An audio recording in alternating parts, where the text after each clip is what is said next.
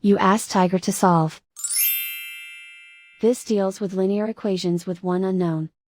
The final result is u equals 143/17.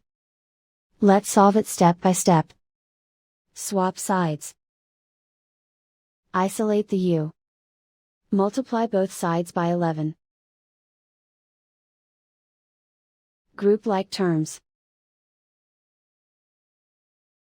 Multiply the coefficients.